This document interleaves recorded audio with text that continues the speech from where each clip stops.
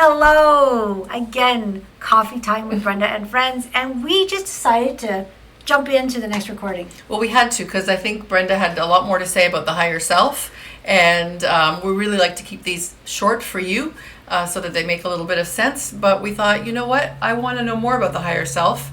And mostly okay, now that I know it's there, I kind of know it's there. I mean, you're going to have to explain the science one day and how you know and how you can communicate with my higher self if I can't even do it.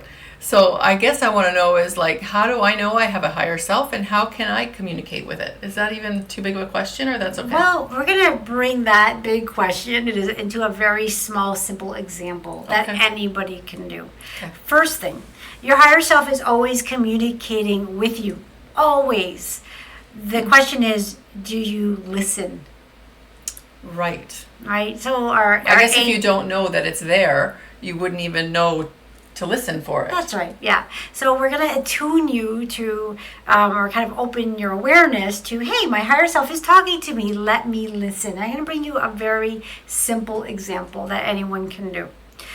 First off, before we get into this example, how many of you have done something and then afterwards said, I knew better. Yeah. I knew not to do that. Why did I do that? Yeah. That was your higher self, giving you the correct, most desirable way to respond, and then we respond the opposite. That gut feeling saying don't, and we walk into danger. Yeah. Right? So we have these beautiful messages coming from our higher self, and sometimes we don't listen. Right. So if you're new to listening to your higher self and you want to practice, I'm going to give you the easiest way to bring some awareness to the situation. And I guess I just want to remind people, you can call it your higher self, but you can call it your soul, your spirit, your inside voice, your gut reaction. Intuition.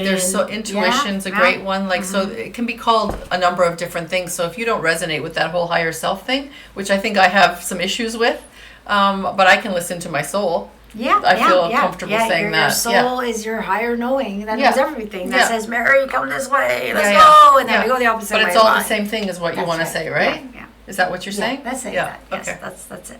So here I am. I want to connect to we're going to go with the feeling because a lot of people can feel more so than anything. So you don't have to be a meditator to do this. All you're going to do is find a quiet place, somewhere you can practice this. And when you're connecting with your higher self or that inner knowing, the intuition, you want to make two extreme examples. All right.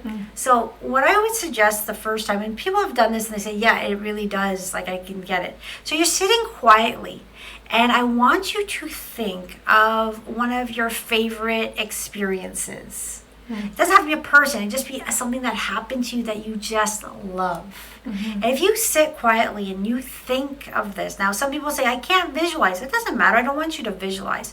I want you to feel that experience. I want you to be there. I want you to remember it. And when you're remembering that good feeling thing, how does your body feel? It feels relaxed. It feels happy. It feels warm. It feels tingly. It feels this. Everyone's going to feel different. At peace, right? Yeah. Now, once you have that gauge of what that is, you can also then say, show me what my yes is. And when you ask your higher self, show me what a yes answer is, what you're going to do is get that same light feeling that you just had. You're saying, okay, so my yes or something good feels like this throughout my body. Now, after you do that and you have your kind of your scale of what a yes feels like, what a positive feels like, now I want you to sit quietly and think of something that makes you angry, sad, frustrated, something you do not like. All right, you can use a person if that person really bothers you, whatever it is. You're going to sit quietly and you're going to feel something that you don't like, and then feel how your body feels. Sometimes you can have a tension in your solar plexus. Some people feel a squeezing in their chest. Some people feel pricklies all over. Some people feel like very condensed energy come over them. We're all very different. Yeah, I definitely feel it in my gut for that kind of stuff. Yeah. So you want to feel that, and then you're going to ask your higher self, show me what a no feels like. And it's going to be similar to that feeling you just had with that icky thing. So now you know how your higher self is communicating with you through your body language, The yes, the good feels this way, the negative, the icky feels that way. Practice that for a bit. Now, if you want to go to the next level, there's something called muscle testing.